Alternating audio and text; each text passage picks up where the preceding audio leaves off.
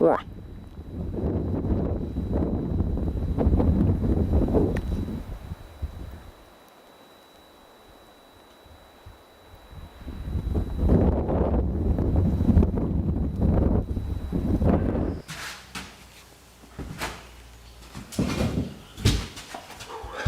another day is about to start. Second copy. If you look at the lens back here, it's just a normal cup. Put it up here, it looks like it's a frickin' bucket, right? Sarah said she glanced at the video yesterday and saw the showing of the kitten on the video, and she said my coffee looked like it was a frickin' bucket of coffee. Anyway, I'm behind 2 days. I lost almost 2 days, last 2 days, which really sucks. I think I bought 125 fence posts yesterday, got them home. So you know what that means. I gotta take those wildlife biologists, I think, on Monday. And I finally got an email out to the ladies here. Hopefully I'm going to be able to go out and meet up with them before Sunday. And on and on and on. And today I have to get the rest of the roof on and the straightening and the other framing on the poultry barn, because once fall comes, I am going to the mountains no matter what. I need it. I feel like I'm dying not being able to do it as often as I used to be able to do it. Anyways, I don't even know, as usual, I don't have a clue what's about to be read, but if you recently emailed me, it's your lucky day. It's going to be read right now. It assures I'm not reading one twice unless somebody suckered me again. So let's get right into some emails and try to get this list going down. And this is titled, Hope Ken is Listening from Wisconsin regarding Columbia County, New York. Second time. Hi Steve, you can use my name. My name is Jack, and I've been a fan of your channel for a few years. I had several experiences regarding forest people in Columbia County, a few miles away from where Ken did. I'm an avid hunter for 40 years, hunted a lot in Montana and other states, and I love hunting in New York. I was hunting in 2017, sitting in a stand at dusk. A mature doe comes out to the food plot. I shoot and drop the doe right where it was. All of a sudden, my friend, I'll call him Joe, picked me up with the quad, and he looked odd. Joe is a retired Army Ranger, no-nonsense guy, said to me with a crazy look on his face, "Did you hear that scream?" He said, "I never heard an animal in the woods that sounded like that." I never heard it, but I knew what it was. I said nothing, kept it to myself. The next day I hunted on the ridge near where Joe hunted. It's about 3:30 p.m., beautiful day, and around 80 yards in front of me a large tree came falling down. So, I had my 7mm mag with a 50mm scope and started to walk towards the tree. I was about 30 yards parallel from the root ball, by the way, was very large. I saw a black figure move at the root. Look to my scope and I see a part of an animal with long hair, not fur, but at least 8 inches of hair. So I was locked and loaded and walked up to the area. There's nothing there. It was weird. Okay, now 2019, same property, about 300 yards to the left of the fallen tree. I shot a very large buck. Next night, I wanted to fill my doe tag, needed more meat for my freezer. The doe ran out of the wood line about 150 yards on my left. Was too fast to shoot, so I thought I would see a buck chasing her since it was in the rut. Well, that didn't happen. I heard a scream so loud for at least 10 seconds, it went right through me.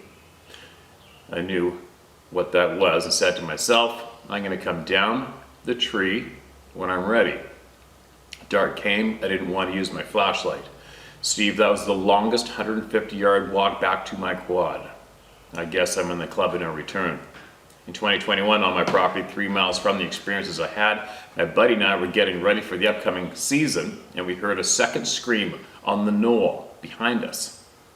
I guess I was followed. I refuse to stop hunting, fishing, and hiking, and I'm building a house there as well. I will not stop my enjoyment of the outdoors. If you're ever in my neck of the woods, feel free to get in touch with me. Be my pleasure to have you, Jack. All right, man, thanks for the invite. And believe me, if I'm ever there, everybody who sent invites to me, normally, it's funny, when I was single and guiding full-time, I'd have a zillion invites from all over the place, from past guests all around the US, and I would just simply disappear for basically the winter and the spring, and travel around the US and visit friends and go on adventures. And I did take people up on those invites. So, that being said, I would in a heartbeat, if I'm ever back there, I'll look you up. And welcome to the Club of No Return. It's a big one. I wonder how many people are in this club anyway. I wouldn't even be able to guess. I wouldn't even have a clue how many. It's a massive club. It's a massive, massive club. And that longest walk out, I can relate to that one.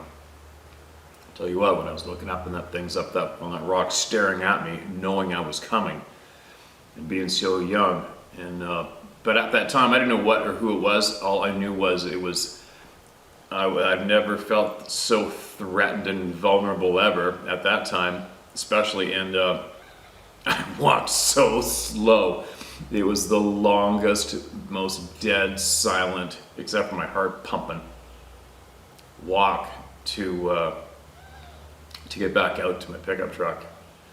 And then once I got to the truck, it all turned into rage. I was raging at what this person or thing just did to me. I thought it was a dude until I went back and realized just how big it was, right? But yeah, I can relate to that long walk out. And good for you to not quitting. And I strongly suggest not to automatically think that, excuse me, that these things are the enemy and they need to kill one. I don't think that's the case. I think there are some things out there that definitely are not good and have no good intentions and are probably a big threat to us, but I'm pretty certain that these beings that we predominantly talk about here aren't the enemy. If they were, I wouldn't be here right now. That's for sure. I wouldn't exist right now. So we just got to learn to live our lives as best we can and pursue our passions, do what makes us happy as much as we can, and for those who have it in them, fight for those who can't fight for themselves. It's pretty simple, isn't it? Now, before I start babbling, let's get another one shared. I got some serious chores to get done. All right. This one's an odd title. This one's titled Rudolph.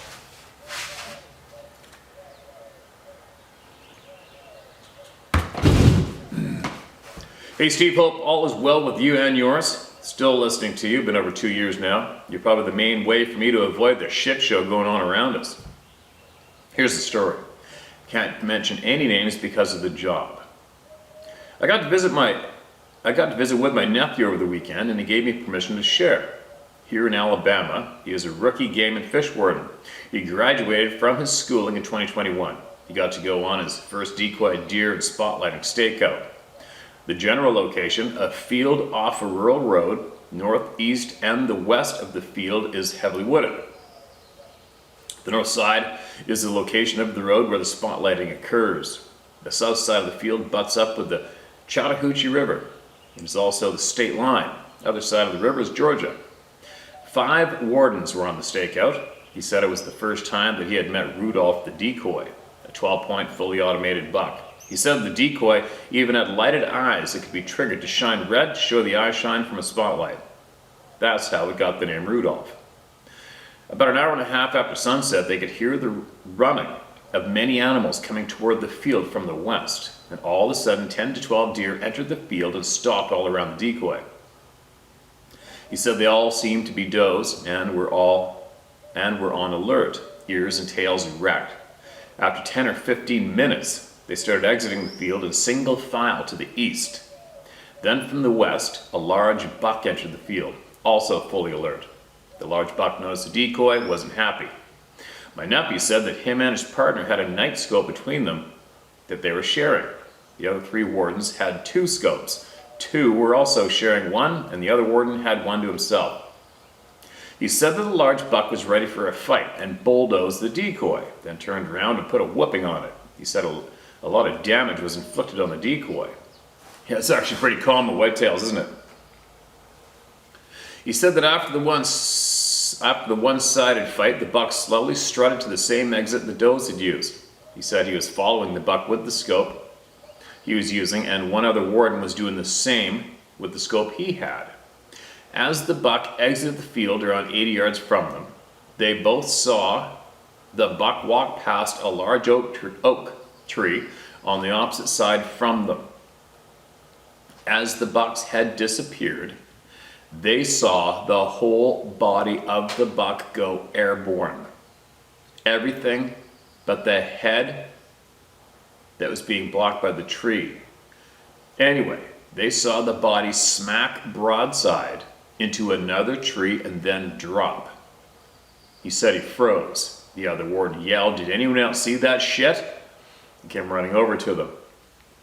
He said that no one had seen anything odd in that spot.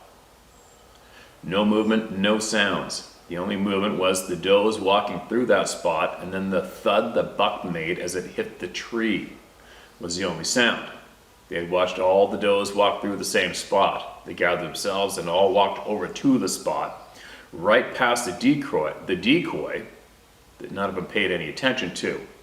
When they got to the spot, they all saw blood splatter against the tree that the buck was slammed against, and splatter on the trees and the ground around it. They all looked for any evidence of what had done that, and any evidence of the buck. Nothing.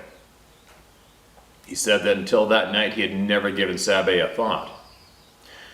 That the subject had never been discussed during training or between him and the other wardens. But at that time it was discussed, and they needed to round up all their shit and leave. He said that the senior warden welcomed him into the club. Wow. That he would see and hear things that he wouldn't be able to understand. That there are things in the woods that he hasn't been informed about. To leave those things alone, if given a warning. Listen to it and leave by the way he entered the woods. Not to try to communicate, emulate, leave food for, and to never take aim at unless he felt his life was in danger. He was told that the Sabe could be a quarter mile away or 5 feet away, and he would never know it. That is, unless it wants him to know. That they are everywhere and can be at any place at any time. That he could be looking at a spot, blink, and is there, and vice versa. That he didn't know of anyone being physically hurt, but that he has heard stories, just not seen himself. But has heard stories and has seen what they can and will do in the woods. Also what they can do to you mentally. To only talk to other wardens about the subject, not to others. To study up on the subject, learn about them. That if he plans on keeping his job, things will happen to him that he won't believe is possible. That if he discusses the subject with someone outside the job, it could lead to him being terminated. Sorry that was so long. I have a problem with making text into short stories. I guess long-winded fits me well. You have read my experiences with this subject, but while I was living in Georgia. I'm now living back in my small town in Alabama, and I love it. You didn't have to worry about mispronouncing any names, but not sure about the punctuations. Have a good one. I enjoy the shares and the scenery, also the sounds and the rents. I believe the Sabe are one of our least problems going on with our imperfect blue marble. Uh-oh, you shouldn't have said blue marble. Now you're gonna get it from the flat earthers in the comment section. Just kidding. I'd love to sit down with that lead game warden and have a chit chat with him, right? And what was that sentence in the end there? Sorry. I believe the Sabe are our least problems going on with our imperfect blue marble. I couldn't agree more. Definitely one of the least of the problems going on with this shit show that is being caused and supported by those unfortunate human beings who have been supplied with the character trait, the trait of needing power and control. It's a real nasty one. It's really unfortunate that humans have had that included in their makeup. It's very unfortunate, and it is the number one source of any and all grief going on this planet today. There's more than enough food on the planet. There's more than enough natural cures for anything that ails us on this planet. I'm gonna stop right there. I could go on forever. That was one hell of a share, man. That was one hell of a share. Very interesting, very informative, and an eye-opener to what is actually going on with our game wardens. Alabama is one of my favorite places. Got a lot of fun in state Alabama. Very familiar with the woods in Alabama, the sounds, nature. Very interesting. And I'll bet you almost bet anything that all those game wardens are listening to this channel right now. Here's our co-host. Back again. And the other little shitten's in here too. All right.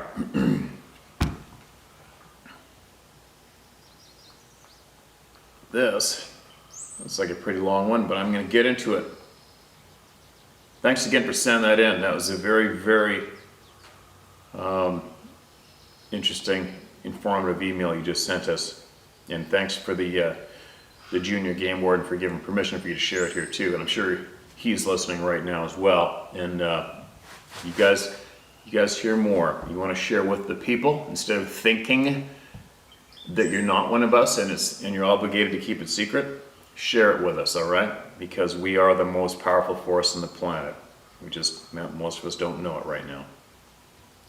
All right. Ape-like create shoot. That must have meant ape-like creature shoot. 1875 newspaper article and more. Second co-host. Hi Steve, I don't know if this is the correct email address for stories, but it's the only one I could find. I currently live in the coastal area of eastern North Carolina, near Croatan National Forest. In eastern North Carolina, there's several large wildlife areas, parks, and large timber tracts connected almost from the northern part of the state near Alligator Wildlife Refuge to the south in Green Swamp and Waccamaw Lake. The story I wrote below is all documented through old newspaper archives, news reports, state DNA labs. I prefer that you do not use my name for obvious reasons, but if it slips out, no biggie. I'm an honest, straightforward man and I have no real issues discussing any of these facts with anyone. I wrote the original letter as a reply to someone that only mentioned 1/10 of it online to fill them in on all the facts for the area. While quite a few of the stories and incidents I have left out, I've included enough for someone to get a general idea of what's going on. If you ever want to come black bear hunting in eastern North Carolina, I do not feel you will be disappointed. One of the largest black bears ever killed, based on the Crockett measuring method, was found here. It was not allowed to stand for record due to having a gunshot wound to the head. Below are just a few of some facts of what's been occurring in eastern North Carolina since August 21st, 1875. It starts with my response to someone recounting the story of a lost boy who was found 2 days after his disappearance in a large thicket that had been searched twice before. The young child, Casey Hathaway, told everyone that he had been protected by a large bear during the days before. Here's the start. A lot more to the story. I live near the area in eastern North Carolina. The child wandered off in a rural area known as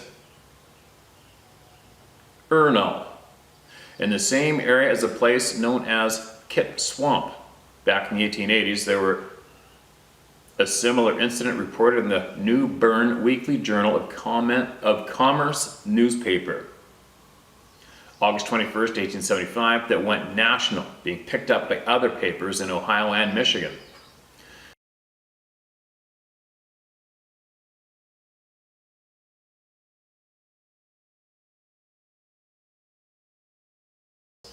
The area of Pungo River, North Carolina, through Croatan National Forest, Huffman Forest, and Holly Shelter Wildlife Area to the south, all have strange stories told by locals, but rarely repeated to people they do not know.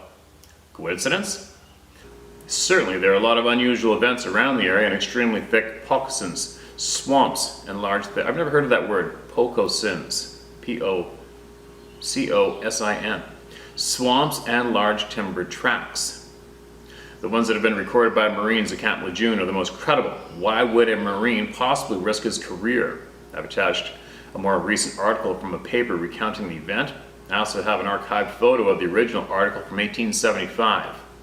That story ended in September 1875 with the shooting and death of an ape-like creature seen by hundreds in the area.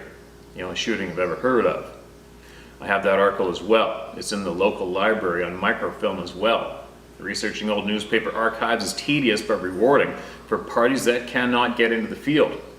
P.S. The area of Pungo River and others I mentioned contain one of the largest black bear populations in the U.S.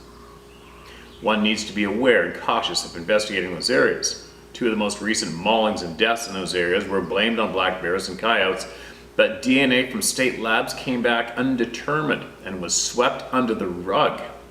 Weird stories there as well. The area is also home to a small group of endangered red wolves. Links to the paper stories listed above. I will paste those articles as well below my salutation. The stories about the recent maulings in the area and state labs coming up with a non-determined DNA result on the animal are too long to cover and include in this email. If you ever would like more info or stories from this area of North America, feel free to reach out. Best wishes, Blake. Article below from New Bern Live online news site. A still from the famous Patterson-Gimlin film in California, 67, but our Bigfoot goes back to 1875. Monday, August 16th, 2021. Afghanistan, Delta variant, the border crisis. Oh, this is a newspaper clipping. As a break, we'd like to present you with some news written 146 years ago this month about a Craven County Bigfoot sighting along Kit Swamp in 1875. The article never calls the creature that, but the beast certainly fits all the descriptions, and if there are some stalking around now, they must have ancestors. True? That's for you to decide. From the August 21st, 1875, New Bern Weekly Journal of Commerce. Freaks of a strange animal. Asa Grundy, a colored resident of Kit Swamp, relates a strange and startling incident that occurred in his immediate neighborhood on Thursday, last August 19th, and which has occasioned considerable excitement and alarm among the inhabitants thereabouts. It appears that for some time past, a strange-looking animal has occasionally been seen by different parties, lurking on the outskirts of the forest between sundown and dark. But until recently, no one had been able to approach the stranger near enough to describe his appearance. From the description given by Asa, we concluded to be a nondescript which Barnum and the Great Showman would be glad to possess even at an expense of thousands of dollars. His face and appearance is quite similar to that of the wanderoo, having a long snowy beard or mane, while its body closely resembles that of a baboon. Though from the knees down, its feet and limbs are in the shape and form almost precisely human. In height, it would measure about 5 feet, while its volume around the chest would eclipse the Cardiff giant. Asa states that this nondescript has for several weeks past been preying upon poultry, garden vegetables, and green corn to an alarming extent. When on Thursday morning last while, his little girl of 5 years was at play in the corn crib with a neighbor's child, and himself at work stripping fodder in the field nearby, he heard the children screaming, the dogs furiously barking, and his wife loudly crying for assistance, whereupon he swiftly ran towards the point from whence the cries proceeded. And at the edge of the cornfield, at face to face, this singular being with the children, one in each paw, making directly towards the woods. Holy shit.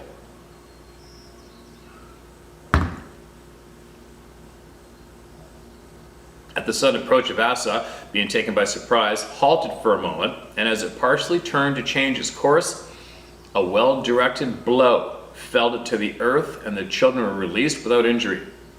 But before its capture could be accomplished, it sprang from the ground and, with lightning rapidity, gained the covering of the wood, where all trace of its whereabouts remains as yet a mystery, though the forests for miles around had been thoroughly searched.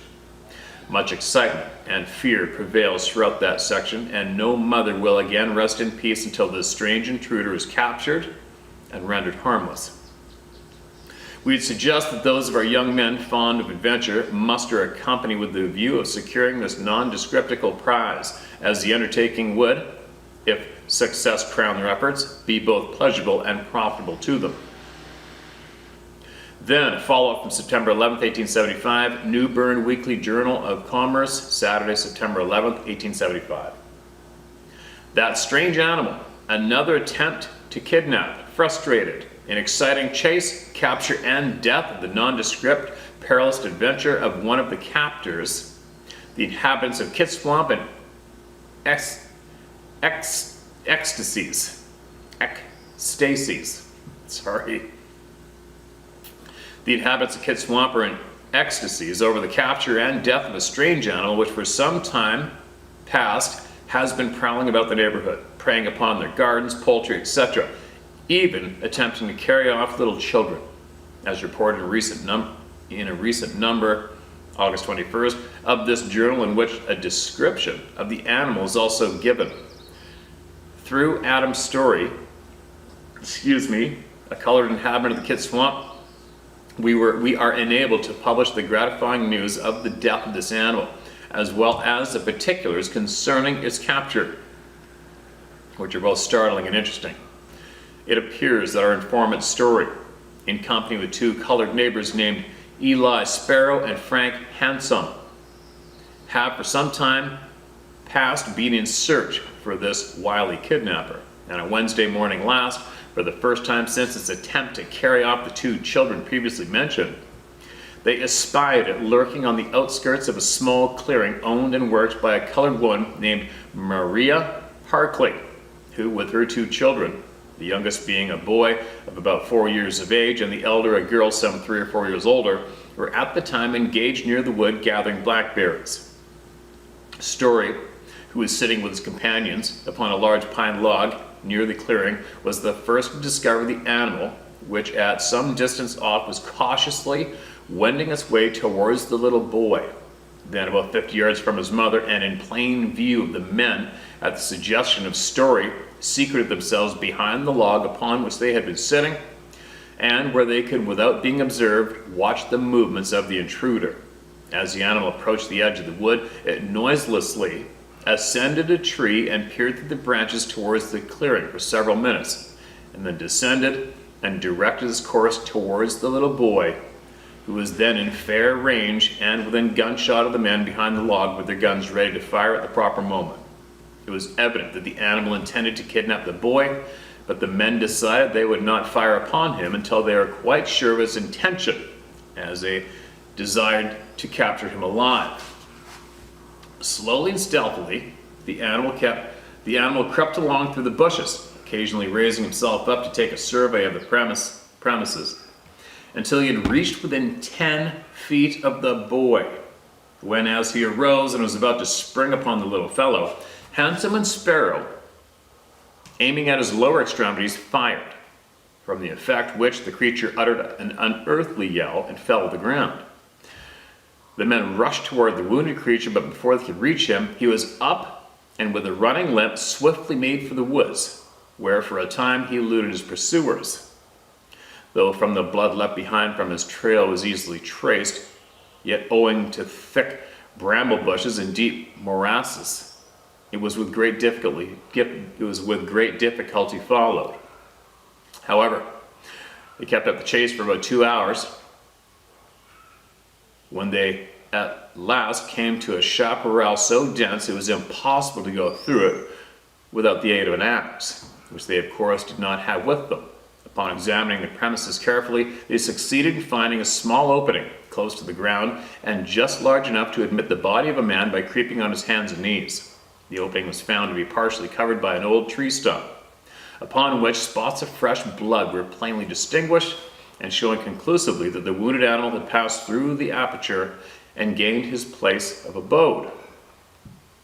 The question now arose as to who would venture to crawl through the opening in the search of the fugitive. When Story volunteered to make the perilous adventure, and with his gun before him, he entered the dark tunnel, not knowing at what moment he might be attacked from within. This just absolutely makes me picture going after a wounded grizzly, which sucks.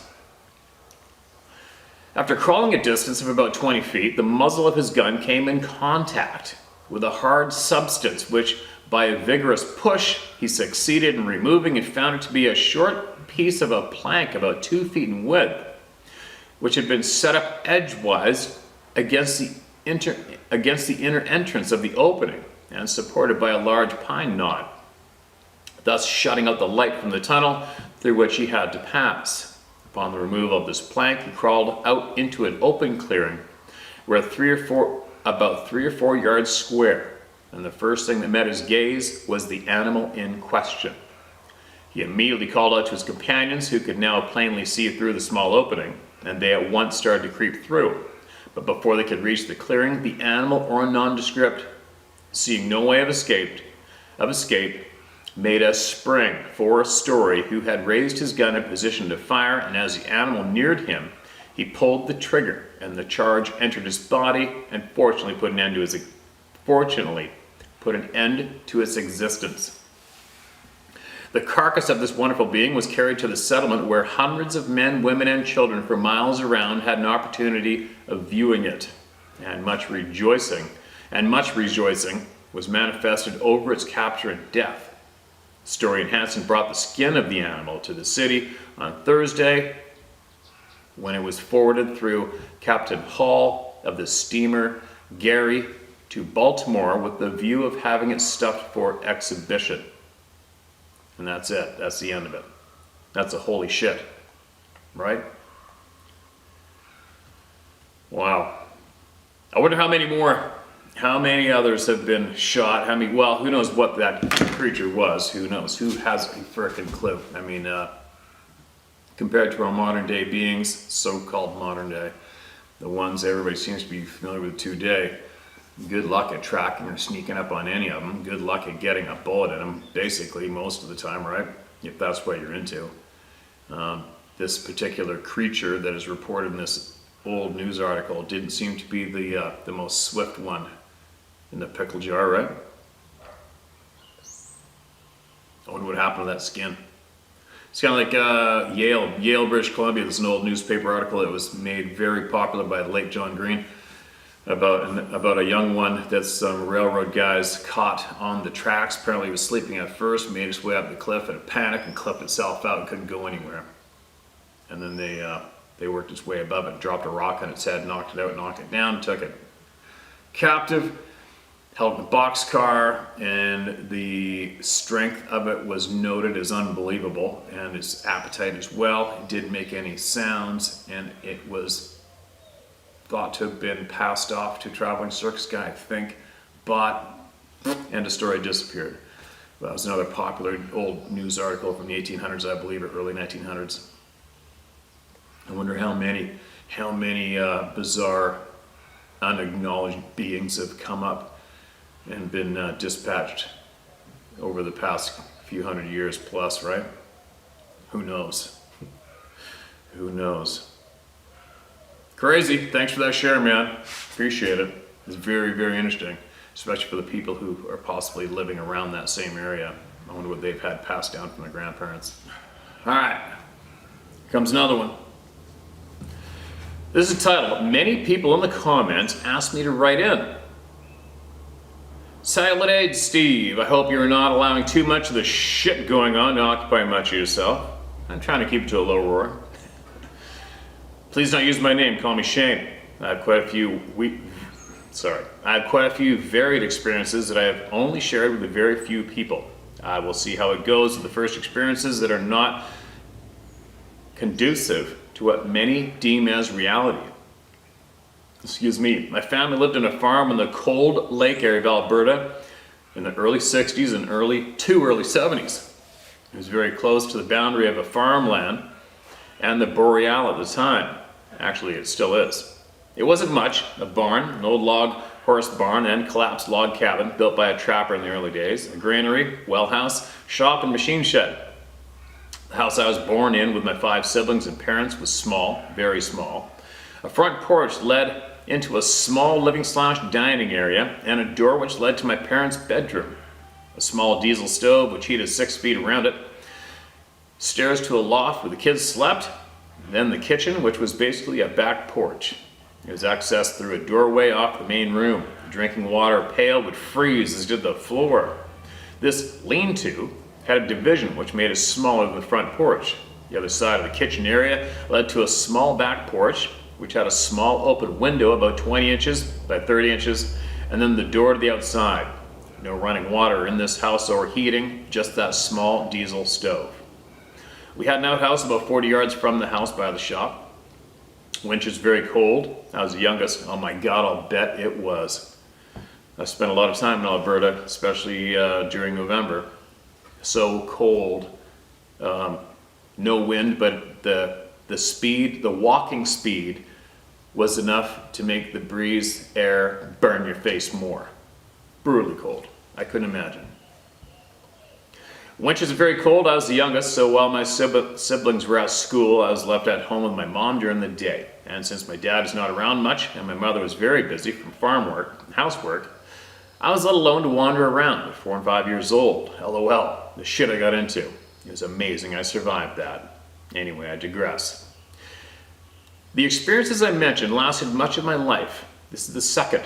The first I can't clearly remember. The loft, or upstairs where the kids slept, was divided into 2 closet-sized bedrooms. My 2 sisters slept in. My oldest sister at 16 years and the next youngest in the family, 2 years older than me. The rest of us 4 boys slept in the loft in 2 beds. As was mentioned, we had an outhouse and the winters were cold. So, my parents put a 5-gallon pail in the back porch for us 2 youngest to use. My older brothers just peed out the window. One night I needed to use it for a crap. Everyone else was asleep. I was sitting on this bucket, and as I was sitting on this bucket, a very large wolf head came through the window. The head filled the window. It looked me straight in the eyes and smiled at me. Now, all this I remember as if it was yesterday, and I'm becoming emotional as I type this. Of course I was in terror. Then we had a conversation in our heads and he said to me, "Why are you all alone, little man?" I said, "I need to poop and it is cold."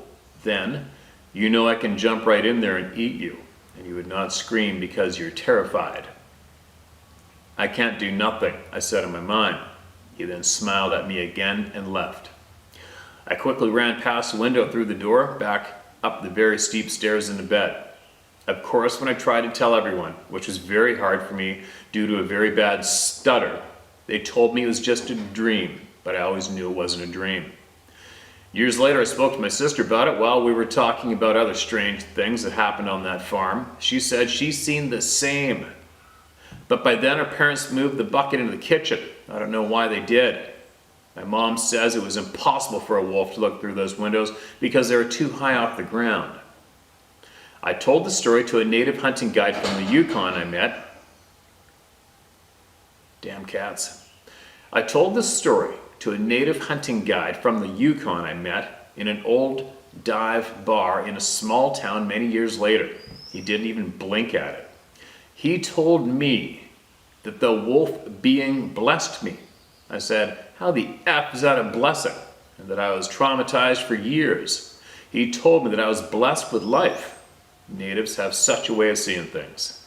That was the first occurrence. Steve, you're on the right track. The mind speak is real and reality is not what we think it is, but we could never survive otherwise. And there is another holy shit story. And what a thing to get up in the morning and think about thinking up and lying about and emailing somebody on YouTube, right? I think what am I going to do today? I'm going to wake up this morning and think up a crazy thing about me shitting in a bucket in an old farmhouse and a wolf head came in and talked to me. That's what I'm going to do today. I'm just going to randomly make that up, seek out a YouTube channel, find the email address, take time out of my day to type it all out and send it in, and laugh my nuts off in the background when it's read. Said no one ever. Right? And if somebody was so emotionally challenged to go out and do something like that, they would not be able to control themselves and stop themselves from emailing or commenting out loud that they did it after they did it, right? And that hasn't happened yet. That was a bit of a babble. Thanks again for that email, man. I hope it helped you get it off your chest. This is obviously the right place to do it. I'm sure there's other ones around somewhere, but this is definitely the right place to come if you're looking for a safe place to share the crazy shit that's really going on. And again, nothing has changed my stance on the large, upright beings with a, quote, large wolf's head on the shoulders, end quote. If that descriptive enters my space, it's game on. It's game on. It's going to be a life or death reaction, and it's going to be game on. And I'm not going to waste a tenth of a second. That's my stance on that particular description, being and what I firmly believe. That's my gut. It's my gut speaking out right now. Is it my gut or is it my mind? I guess my gut will let me decide if that ever happens. So I guess it must be my mind right now, right? If my mind says right now, kill the fucker. But it doesn't do that with Sasquatch, so what's up with that? Anyway, to you, sir, if you want to email us back more, please do. I'm absolutely curious to hear and learn more, especially from an area that I'm absolutely familiar with, which is where you just described. Crazy, man. Some crazy ass shit has been going on and is going on today. And it's not that common that I've heard of the dog man descriptive coming from Canada. I rarely hear that. I don't think I've heard it from BC yet. Oh no, I heard one from an angler up near Terrace, I believe, told me of a monstrous wolf-like thing that blatantly just walked right across the road in front of his headlights and scared the living shit out of him. I heard of that came in the last year. But anyway, let's see what else we got. All right, here we go. This is titled Totally Makes Sense Now. Hi, Steve. Like many other members of the amazing family that is continuously growing by the day, I'm so grateful for the time and effort you contribute for the greater good. God bless you and your family and all here in our like-minded individuals. Thank you so much for the kind words. Okay, so I am from southern New Hampshire and grew up hunting, fishing, scouting, whitetail, and totally spending a large portion of my childhood along with my older sister and 2 younger brothers being led by my dad. He loved the outdoors, and at every opportunity he brought us into the woods. He hunted with a bunch of his best friends who were all firefighters.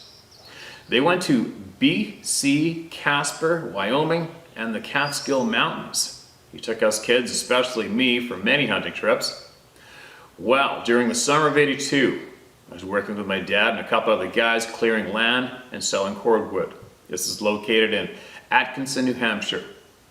Well, opening day for archery in New Hampshire, my dad and I had set up tree stands in the land we were clearing. We went in around 4 a.m. to be in our stands for daybreak. Where our stands were located was on the edge of a swamp with a highly used game trail, approximately 25-minute hike in.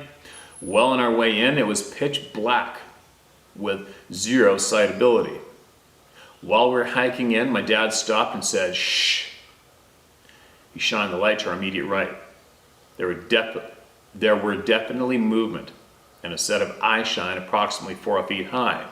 He whispered to me, "Hold the light steady." Okay, so yes, he was going to attempt to, well, you know. So, while holding the flashlight, the eyes kept going away and appearing a few feet to the left and lower, and the right all over the place. He got frustrated with me, thinking it was because of me the target was moving all over the place. Just then he said, "Come on, let's go." He grabbed the light from me, took one last look at the spot where the eyes were. When he scanned the area, all of a sudden it was like 10 Christmas lights turned on. Steve, there had to be 6 or 8 sets of eye shine looking back to the direction we had been standing. I never saw my dad act that odd ever. He grabbed my arm and said, "Let's go, stay close, don't ask." After that, we hunted opening day, uneventful. I never even thought about that experience since. After following your channels and seeing the trail cam vid you showed with all those sets of eyes all over the place brought this experience to mind. We know what I saw, and I've heard many unexplained stories from my dad's hunting stories. My name is Ronnie Chirichiello. Totally have nothing to hide. Thanks for all you do. Full armor of God. Ooh, there you go. There's another one. And, like I always say, if you go out of your way to, you find this channel and then go out of your way to find the email and then email me to share with everybody here, you know what it was. You know what it was. Crazy. All right, I'm gonna go one more, and then I'm gonna get on with my day. Get caught up here. Hi there, Steve. Excuse me, I've been hauling around and listening to your channel for many months now, and I finally decided to share my story. I actually caught lights on my trail camera on a property that we leased in Montgomery County, Missouri. This is where it all started. Please bear with me. Excuse me. I had a small one-bedroom camper with tiny windows, and the only way out was through the door of the camper. I woke up in the middle of the night to take a leak, and the door would not open. I kicked and tried to open the door, and it would not budge. Luckily, I had my 12-gauge shotgun inside loaded with slugs, and I shot holes through the doorknob until I could kick it open. It was like something was preventing it from opening from the outside. Excuse me. Fast forward to a few years ago when I was turkey hunting up on a ridge across the river. I had a strap-on tree seat where I'd killed many turkey off of. Well, this particular morning I had a stare down with a chipmunk only an arm's length away from me, then some. That's it. All right, that was it. That's all that's on here. Excuse me. So if you are listening, you might want to email the rest of your story in, because I'm quite sure that that's not how you're planning on ending it. From Mo Hunter 68. All right, well, there you go. That's different. That's a different one. All right, let's go. Let's end on, hold on, let's get one more out. It's funny, you know, sometimes I'll get not really frustrated, but I just use the word frustrated to describe it. Sometimes I'll just feel like, because sometimes I just don't feel like I'm getting my emails, my unread list down fast enough for me. I just want to get everywhere. I just want to get them all heard. I know it's a bit of a crazy task, but I'll get them. I'll get it done. You hold my beer and watch this. I'll get it done. But sometimes I just feel like, okay, screw it. I'm going to spend the whole day, I'm going to read nonstop all frickin' day long. Sometimes it's a little hard for me to pull away from doing this. So I'm going to get one more. This is titled, in caps lock, Unbelievable. Hello, Steve. I'm a loyal listener. I've been for a couple years now. Every night when I get ready for bed, I listen to your post and a couple other channels I support and listen to. Your June 16th post. I'm lying in bed and I just closed my eyes a few minutes or so, and I see a head of what seems to be a Sasquatch. Comes into what would be my left peripheral, not looking at me, but looking past me to my right. In a flash, it's facing me. Then all of a sudden, the face appears to come at me very quickly, and appears to be part ape and part human. It happens so profoundly that I'm startled, and I flinch back and open my eyes. I'm sitting up in bed, and I'm like, what the F? Its face was distorted, almost like it was in transition from one face to another. As I'm trying to rationalize what just occurred, as God as my witness, you begin to tell the story of somebody's email describes exactly what I just experienced.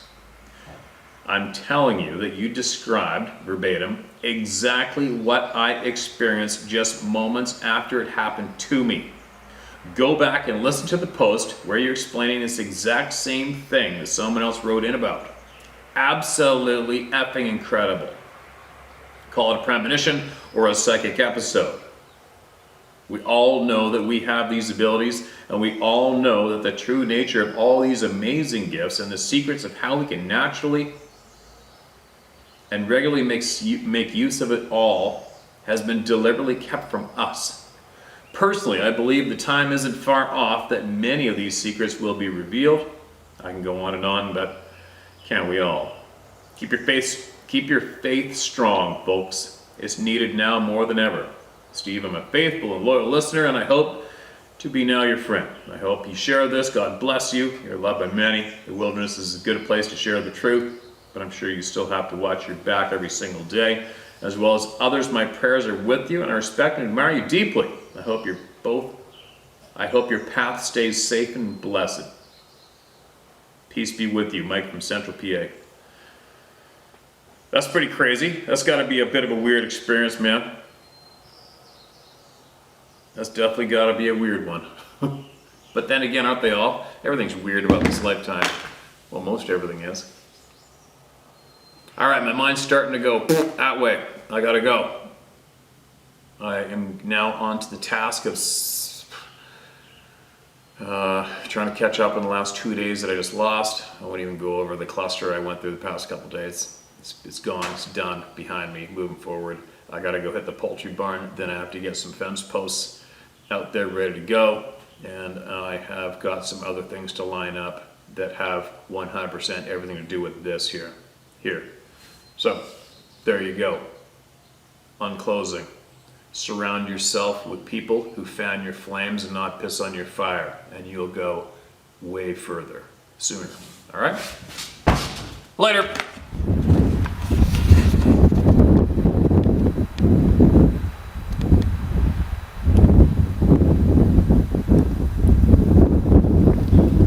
It's fucking awesome. How come we rode around all those other days? What do you mean? Yeah, that we saw is bigger than these ones.